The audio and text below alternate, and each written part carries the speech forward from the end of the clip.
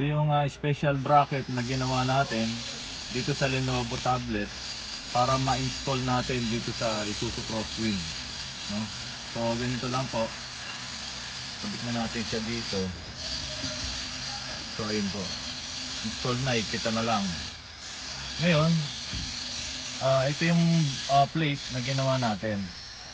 Kasi talagang hindi naka-design tong tablet na to para makikabit dito sa dock ng ng Isuzu Crosswind.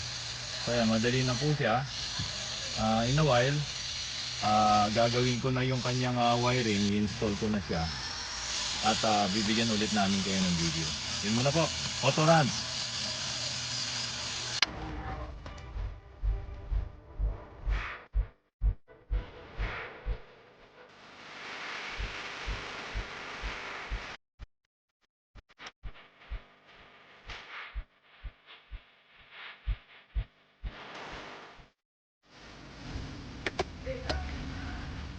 You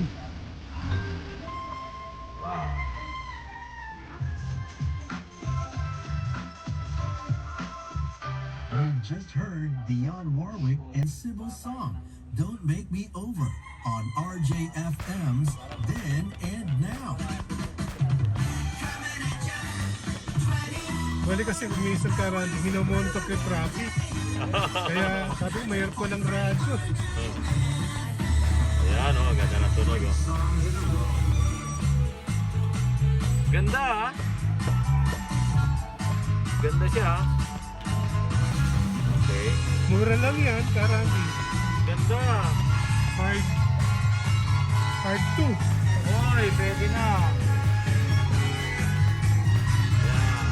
Kaya lang naloko rin ako eh. Kala ko kasi ang naka-advertise foldable.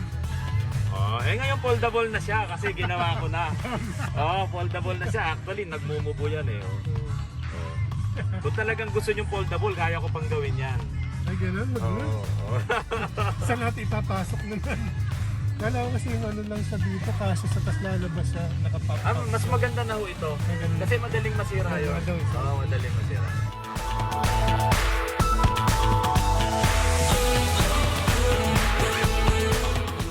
Ayos na ho. Ayos. Dalawa. Ayos na. And when I'm down